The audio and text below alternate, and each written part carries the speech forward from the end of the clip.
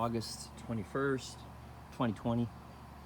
Working on the side gate, side fence on the house in Frisco.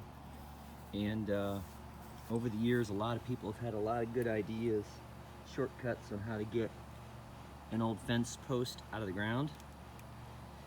Believe me, digging it out with a shovel is not necessarily the way to go.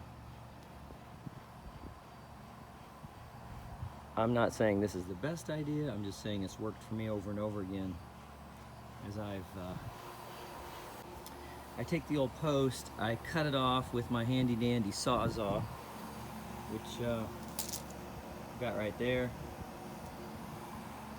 Then I get down and drill a hole through the side. Doesn't take very long. And this little rod I bought at Home Depot, I don't know, it's a couple bucks.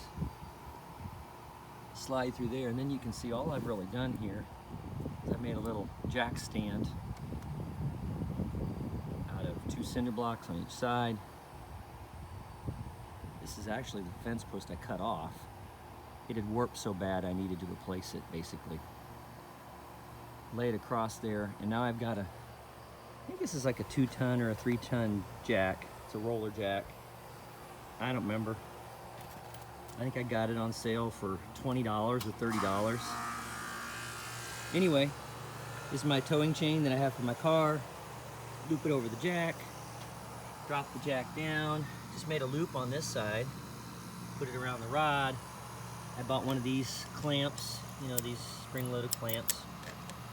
And the small end actually locks onto the link of the chain, so it's not going to slide up the chain. This end I put around here. So what I'm going to do is come in here with my jack and basically, as I start the jack on it, you're going to see it starts putting pressure and lifting. And I'm going to lift this concrete post right out of the ground. So I'm going to turn this off, get it started, then I'll add a little more video to show you what it looks like as it comes out.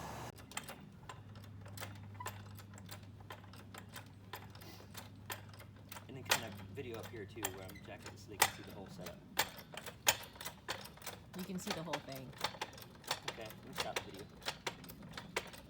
So I think I got a little bit of the video of jacking it up. It's loose right now. So now I'm just going to take down my little structure here, and that rod, I'll actually use that rod as handles to lift that straight out. And the good thing about doing it this way is it keeps the actual concrete hole in place. And so once I lift that out, I set my new post in there, get it lined up, and pour my concrete around it. I don't have to do any more digging really. I'm just going to go right back in that same hole that I just jacked this concrete out of. Sometimes the jack, you can see here, it kind of rolled one way. You really have to keep it in a straight line from the head of the jack down through the chain through the top of the pole. If you get backwards or forwards or to the side, it's going to, all that pole is going to start pulling that jack one way or the other on the board, so the crossboard. So it just has to be in a good straight line. Jack slowly, don't overdo it too fast. Let the tension, as it gets really tight, just start to work that concrete loose.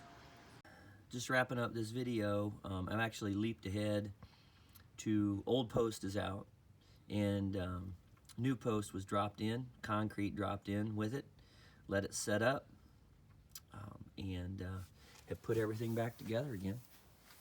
So here's my gate with the new post that was sunk right back in to the same spot where the old post came out.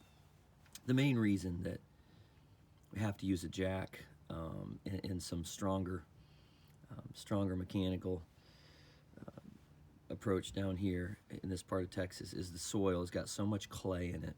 There's just it's a lot of clay in the soil. It's not typical dirt like up north. It's definitely more of a Texas issue, and you've got to either have some big equipment or have some tricks to the trade that you can do with the small tools you have around in your garage.